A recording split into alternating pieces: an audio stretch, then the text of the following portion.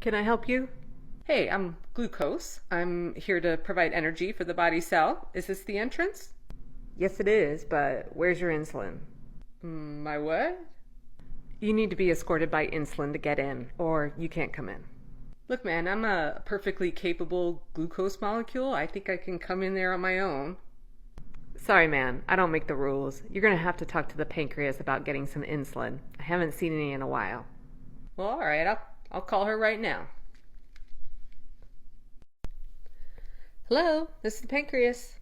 Hey there, this is glucose. Apparently I need insulin to get into the body cell. Can you hook me up? Oh, you didn't hear about the massacre, huh? No. Well, a short time ago, the immune system came and destroyed all of my beta cells that make insulin. They're all gone, every last one of them. Oh my God, I thought the immune system was supposed to protect the body, not destroy the body cells.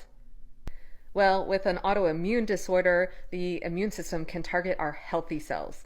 I am so sorry for your loss. Well, take care.